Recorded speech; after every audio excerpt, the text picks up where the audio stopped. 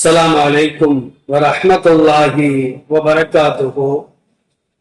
الحمد لله والصلاة والسلام على رسول الله. அம்மா بعد. கணியத்திற்குரிய எல்லாம் வல்ல அல்லாஹ்வின் நல்லடியார்களே, அல்லாஹ்வுடைய மாபெரும் கிருபையினால் சங்கையான ரமலான் மாதத்தில் 13வது தராவிகை தொழுதுவிட்டு அல்லாஹ்விற்கு பிரியமான ஒரு இடத்திலே நாம் எல்லாம் அமர்ந்திருக்கின்றோம்.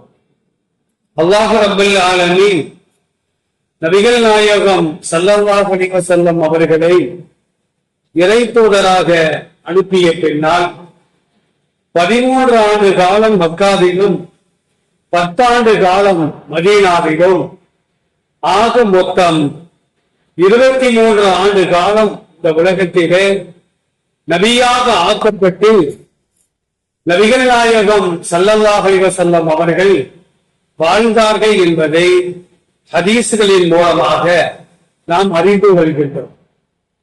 மக்காவுடைய 13 ஆண்டு கால வாழ்க்கையிலே எந்த விதமான கடமையும் கிடையாது.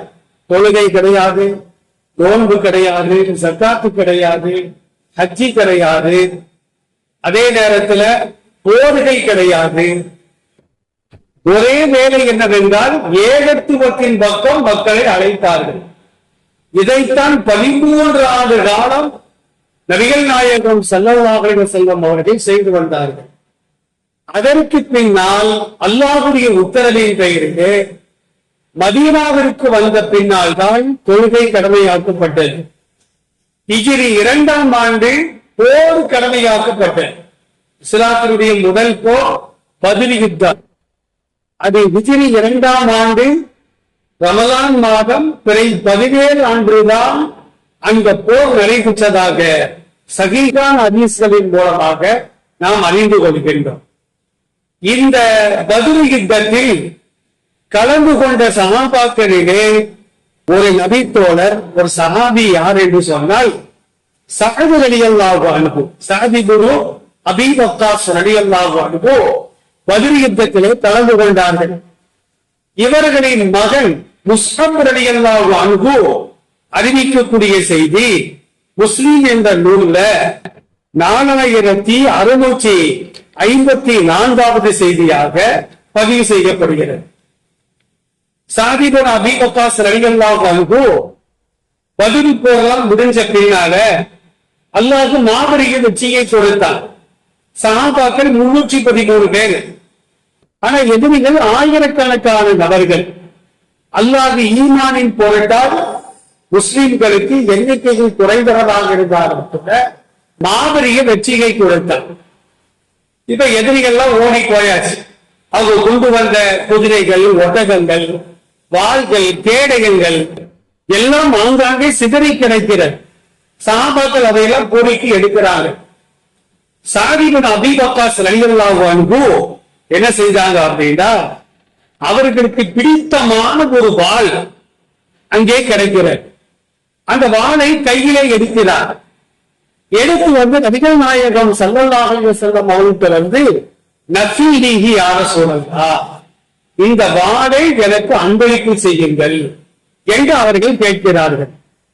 உடனே நபி ஸல்லல்லாஹு அலைஹி வஸல்லம் சொன்னாங்க, லஹு பில் ஹைஃபு அகதுதஹு, சஅத் அவர்களே அந்த வாளை எங்கு எடுத்தீர்களோ அந்த இடத்தில் அதை வைத்து விடுங்கள் என்று சொல்லுகிறார்கள்.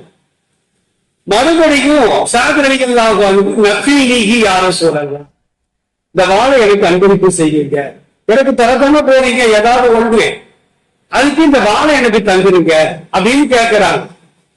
மறுபடியும் ரசூலுல்லாஹ் சொன்னாங்க, லஹு மின் ஹைஸு அகதுதஹு, எந்த இடத்தில் அந்த வாளை நீங்கள் எடுத்தீர்களோ அதே இடத்தில் அதை நீங்கள் வைத்து விடுங்கள். உடனே சஅத் ரலியல்லாஹு அன்ஹு கேட்கிறாங்க, யா ரசூலல்லாஹ், நான் என்ன வேண்டாம்னா கேட்கிறேன், எனக்கு தேவைப்படுறீங்க கேட்கிறேன், எனக்கு தந்துவிட்டால் என்ன என்று கேட்கின்ற பொழுதுதான் அல்லாஹ் இந்த வசனத்தை இறக்கி வைக்கின்றான். இந்த போர் செல்வங்களை பற்றி உம்மிடத்தில் அவர்கள் கேட்கிறார்கள்.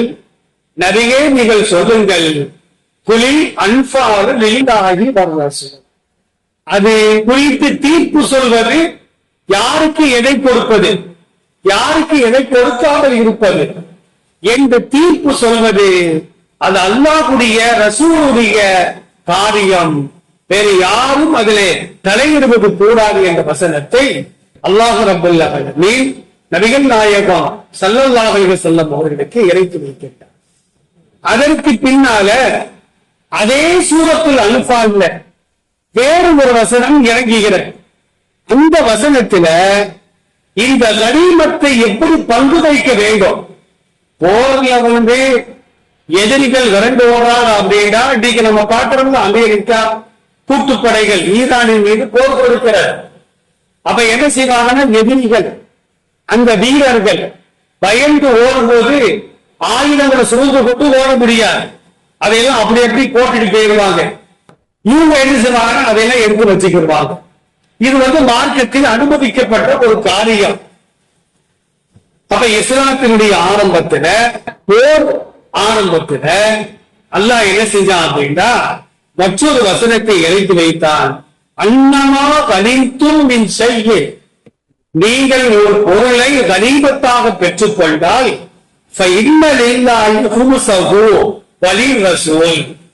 அல்லாஹ்விற்கும் ரசூலுக்கும் 1/5 பாகம் சொந்தமானது. இருக்கிற பொருளை எல்லாம் திரட்டி, உதாரணத்திற்கு 1 லட்சம் ரூபாய்க்கு அந்த பொருள் இருக்குன்னு வச்சுக்கிடுவோம். இந்த 1 லட்சம் ரூபாயை 5 பங்காக வைக்க வேண்டும். அப்ப 5 பங்குகள் வைத்தால் ஒரு பங்கு 20,000 ரூபாய், 2 பங்கு 40,000 ரூபாய். இப்ப அல்லாஹ் என்ன சொல்றான் அப்படின்னா, 5 பங்குகள் வைத்து அதில் ஒரு பங்கு யாருக்கு அப்படின்னா அல்லாஹ்விற்கும் ரசூலுக்கும். மீதம் இருக்கின்ற 4 பங்குகள், அதாவது 80,000 ரூபாய், அது யாருக்கு அப்படின்னா போரில் கலந்து கொண்ட சஹாபாக்களுக்கு அதை பங்கீடு செய்ய வேண்டும். அந்த பங்கீடு செய்வது கூட எனக்கு பிடித்தமானதை நான் எடுக்கக்கூடாது. ரசூல் எதை நமக்கு தருகிறார்களோ அதைத்தான் நீங்கள் பெற்றுக்கொள்ள வேண்டும் என்று அல்லாஹ் ரப்பல் ஆலமீன் இந்த வசனத்திலே சொல்லிவிட்டு, அந்த 4 பங்கை எப்படி பங்கு வைக்கிறான் பாருங்க. வலிதில் குர்பா, போரில் கலந்து கொள்ளாத அந்த 4 பங்கு போரில் கலந்து கொண்டவர்களுக்கு சென்றுவிடும்.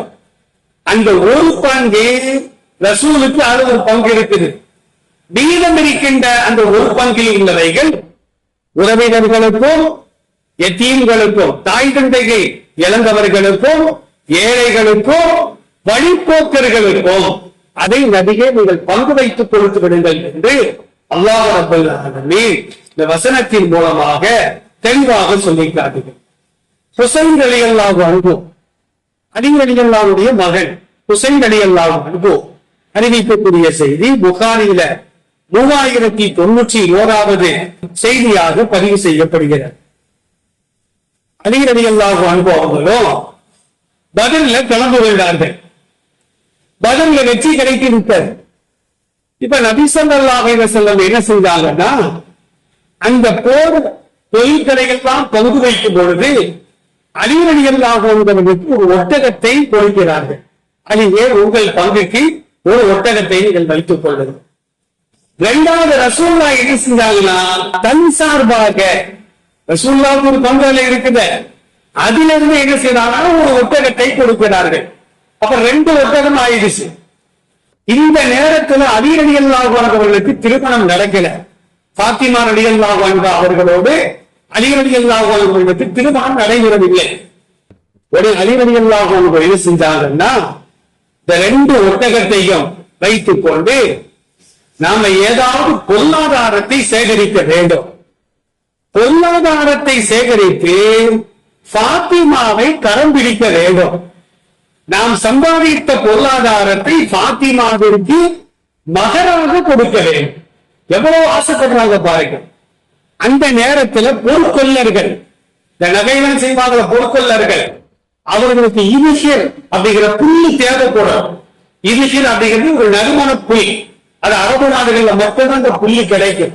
முஸாபிப் உமைர் ரலியல்லாஹு அன்ஹு மக்காவை சார்ந்தவர், பெரிய கோடீஸ்வரர், நேரத்திற்கு ஒரு ஆணை மாற்றுவார். நறுமணங்களை பூசுவார். வருவார்கள் எங்க வந்தா அப்படின்னா காண நாஸ், மக்களிலேயே அதிகமாக அத்தர் பூசக்கூடியவர். இவர் அத்தரை பூசிக்கிட்டு மக்காவுடைய வீட்டில நடந்து வந்தா பெரும் பெரும் செல்வந்தர்களை வீட்டு சேர்ந்த பெண்கள் எல்லாம் இந்த முசாஃபிர்களை கல்யாணம் முடிக்க மாட்டாரா அப்படின்னு ஆசைப்படுவாங்க. அவ்வளவு பெரிய செல்வந்தர் கோடீஸ்வரர், ஆனா இஸ்லாத்திற்கு வரல. எப்படியோ ரசூலுல்லாஹ்வுடைய ஏகத்துவ பிரச்சாரம் அவர் காதுல விழுந்த உடனே தன் பெற்றோர்களுக்கு தெரியாமல் பெருமானாரை சந்தித்து ஏகத்துவ கலிமாவை மொழிந்து இஸ்லாத்தை ஏற்றுக்கொள்கின்றார். பெற்றோர்களுக்கு தெரியாது. பெற்றோர்களுக்கு ஒரே மகன், பொத்தி பொத்தி வளர்க்கிறாங்க. கடைசியில பெற்றோர்களுக்கு தெரிந்து விடுகிறது. இவரை வீட்டிலேயே சிறை காவல் வைக்கிறார்கள். ஆடைகள் இல்லாம நிர்வாகமா வச்சிருக்கிறாங்க. ஒரு நபித்தோழர் தான் ஜன்னல் வழியா ஒரு போர்வையை போட்டு எப்படியாச்சும் தப்பிச்சு ரசூலுல்லாஹ் வந்துடும் அப்படின்றாங்க. இவர் தப்பித்தோம் பிழைத்தோம் என்று எல்லாவற்றையும் இழந்துவிட்டு நேரத்திற்கு ஒரு ஆடை கிடைத்தவர் எல்லாவற்றையும் இஸ்லாத்திற்காக துறந்து விட்டு ரசூலுல்லாஹ் வந்து தஞ்சம் அடைகின்றார். இந்த நேரத்துல மதீனாவுக்கு போகணும், ஹிஜ்ரத்து போகணும். இவர் மதீனாவுக்கு ஹிஜ்ரத்து பண்றாரு. உஹது யுத்தத்துல ஷஹீதாக்கப்படுகின்றார். வாலிபர் முசாஃபிர் ரலியல்லாஹு அன்ஹு அவர் ஷஹீதாக்கப்பட்டு கிடக்கிறார். சஹாபாக்கள் ரசூலுல்லாஹ் கிட்ட சொன்னாங்க, யாரும் சொல்லலாம் முசாஃபிருடைய ஜனாசாவை போர்த்தருக்கு துணி இல்லைன்றாங்க. ரசூலுல்லாஹ் வந்து பார்த்தாங்கன்னா தலையை முருகன் கால் திறக்குது, காலம் முருகன் தலை திறக்குது. ரசூலுல்லாஹ் தேடி தேடி அழுகிறாங்க. நேரத்திற்கு ஒரு ஆடை அணிந்தவர், நீங்க அவருக்கு ஜனாசாவுக்கு ஆடை இல்லை. உடைய ரசூலுல்லாஹ் சொன்னாங்களா, இருக்கிற துணியை வச்சு தலையை மூடிடுங்க. காலை மூடுவதற்கு இதுகிர் அப்படிங்கிற நறுமண புல்லை பிடிக்கி அதை வைத்து காலை மூடுங்கள் என்று நபி ஸல்லல்லாஹு அலைஹி வஸல்லம் சொன்ன செய்திகள் ஹதீஸ்கள்ல பதிவு செய்யப்படுகிறது. அப்ப இதுகிர் அப்படிங்கிற புல் இருக்கிற அந்த புல்லை பறித்து பொருட்கொள்ளர்களுக்கு அந்த புல் தேவைப்படும்.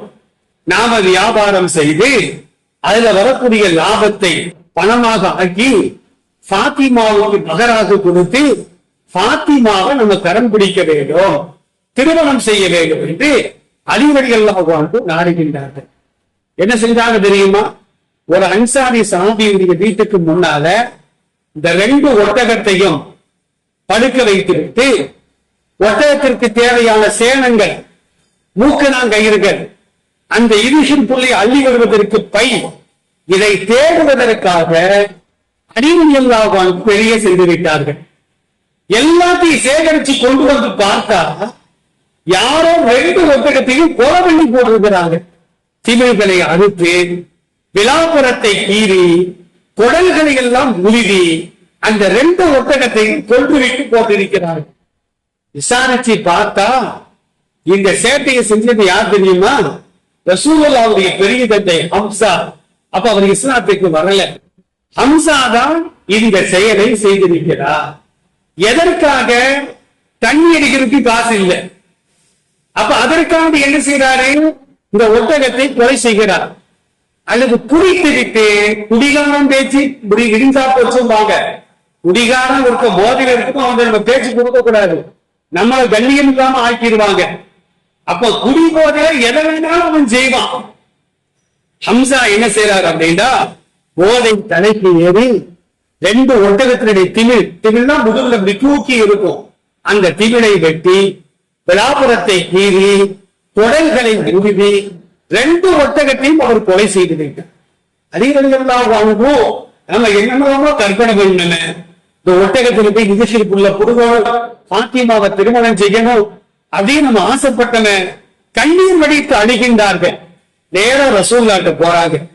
ரசூலுல்லாஹ்ட்ட போன உடனே நபி ஸல்லல்லாஹு அலைஹி வஸல்லம் அறையில ஸைத் இப்னு ஹாரிஸா ரலியல்லாஹு அன்ஹு அவர்களும் அமர்ந்திருக்கின்றார்கள். யா ரசூலல்லாஹ், இந்த மாதிரி ஒரு கதை, உங்கள் பெரிய தந்தை ஹம்சா தான் அந்த ஒட்டகத்தை கொன்று விட்டார், 2 ஒட்டகத்தையும் கொன்று விட்டார், எனக்கு கேட்டு தாருங்கள். அலி ரலியல்லாஹு அன்ஹுடைய பரிதாப நிலையை பார்த்த பின்னால் நபிகள் நாயகம் ஸல்லல்லாஹு அலைஹி வஸல்லம் என்னுடைய சட்டையை எதுன்னு கேட்டாங்க. சட்டையை போட்டுக்கிட்டு ஸைத் இப்னு ஹாரிஸாவும் நானும் பெருமானாரும் அந்த ஹம்சாவுடைய வீட்டிற்கு நாங்கள் சென்றோம். அங்கு பார்த்தா பெரிய பார்ட்டியே நடந்துகிட்டு இருக்குது. முஸ்லிம்ல வரக்கூடிய சகிதான செய்தி, பெரிய பார்ட்டியே நடக்குது. மதுரை அருந்தி கொண்டு கும்மாரம் வந்து கொண்டிருக்கிறார்கள். அப்ப நபி ஸல்லல்லாஹு அலைஹி வஸல்லம் ஹம்சா கேட்கிறாங்க, ஹம்சா நீங்க தான் இந்த காரியத்தை பண்ணீங்களா அப்படின்னு கேட்ட உடனே ஹம்சா போதையில கேட்கிறாரு, நீங்கெல்லாம் என் தந்தையுடைய அடிமை தானே? அவர் கேட்கிறார், நீங்கெல்லாம் என்னுடைய தந்தையின் அடிமைகள் தானே? நீங்க என்ன ஏண்டோடு பேசுறீங்க? குடிகாரன் தட்டி முன்னாடி நின்றா குடிகாரன் என்ன செய்வான் தெரியுமா? நம்மள அப்படியே இப்படி காலை பார்ப்போம், அப்புறமா வயிற்ற பார்ப்போம், அப்புறமா தான் மூஞ்சியை பார்ப்பாங்க. பாருங்க, இப்போ பாருங்க, அதான் நடக்கும். அந்த மாதிரி ஹதீஸ்ல என்ன வருது அப்படின்னா, ஃபநலர் ஹம்ஸத்து இலா ரசூலில்லாஹி ஸல்லல்லாஹு அலைஹி வஸல்லம். ஹம்ஸா ரசூலுல்லாஹை பார்த்தார்.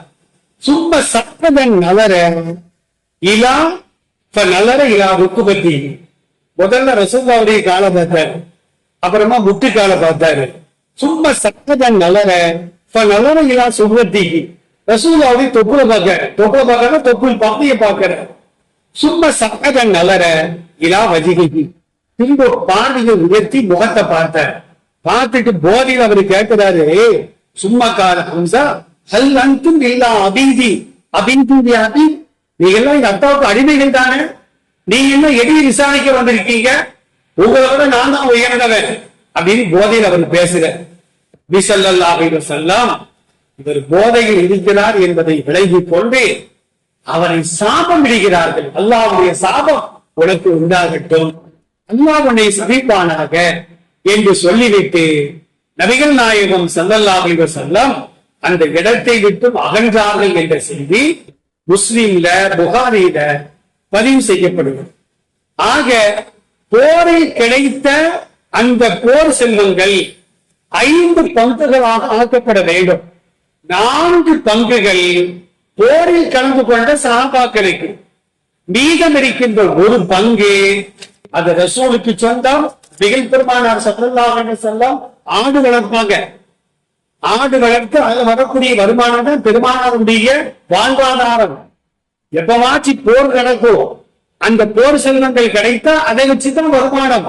அந்த வருமானத்தை வைத்துதான் பெருமானாரும் ரசூலுல்லாஹுடைய மனைவிமார்களும் சாப்பிடுவார்கள், ஆடை அணிவார்கள், அல்லது மற்ற நேரங்களில் பட்டினி தான் கிடப்பாங்க. ரசூலுல்லாஹ் பல காலங்கள் பட்டினி கிடந்திருக்கிறாங்க. ஆயிஷா ரலியல்லாஹு அன்ஹா சொல்லக்கூடிய செய்திகள்லாம் நம்ம படிச்சா ஈவு இரக்கம் இல்லாத உள்ளங்கள்ல கூட கண்ணீர் வடிக்கும். 3 நாட்கள் தொடர்ந்து நாங்கள் சாப்பிட மாட்டோம். 3 நாட்கள், 3 நேரங்கள் அல்ல, 3 நாட்கள் நாங்கள் தொடர்ந்து சாப்பிடாமல் இருப்போம். 4வது நாள் ஏதாவது காஞ்ச ரொட்டி கிடைக்கும், தண்ணீரில் ஊற வைத்து நாங்கள் சாப்பிடுவோம். எங்கள் வீட்டு அடுப்படியிலே பூனைகள் வந்து படுத்துக் கொள்ளும். மாவை பிரிக்கின்ற திருகைகளை கூட நாங்கள் கண்ணால் பார்த்தது கிடையாது. அப்ப சஹாபாக்கள் கேட்பாங்க, அம்மா நீங்க எப்படி அப்ப கோழியை திருப்பீங்க? நாங்க திருகில போட்டு திரிப்போம், அதை என்ன செய்வோம்னா வாயால ஊதுவோம், ஊதியெல்லாம் பறந்துருவோம். சல்லடைகள் கிடையாது, சல்லடைகளை நாங்கள் கண்ணால் பார்த்தது கூட கிடையாது. உமியெல்லாம் பறந்த உடனே பரபரன்னு இருக்கும் அந்த மாவு, அதுல ரொட்டியை சுட்டி தண்ணீரை முக்கி நாங்கள் சாப்பிடுவோம் என்று ஆயிஷா ரலியல்லாஹு அன்ஹா அறிவிக்கக்கூடிய செய்திகளும் ஹதீஸ்களிலே பதிவு செய்யப்படுகிறது. அப்ப மீதம் இருக்கின்ற 1 பங்கு ரசூலுல்லாஹுக்கும், அதே நேரத்தில் வலிதி குர்பா உறவினர்களுக்கும், வல் யதாமா அனாதைகளுக்கும், வல் மசாகீன் ஏழைகளுக்கும், வப்னி சபீல் வழிபோக்கர்கள் இவர்களுக்கும் அந்த பங்கு வைக்கப்படும் என்பதாக அல்லாஹ் ரப்பல் ஆலமீன் வசனங்கள் மூலமாக சொல்லி காட்டுகின்றான். ஆக சஹாபாக்கள் கேட்ட கேள்விகள்ல அற்புதமான ஒரு கேள்வி, கனிமத்தை நாங்கள் என்ன செய்வது? இது ஒரு கேள்வி. இன்னும் 13 கேள்விகள் குர்ஆன்ல இருக்கு.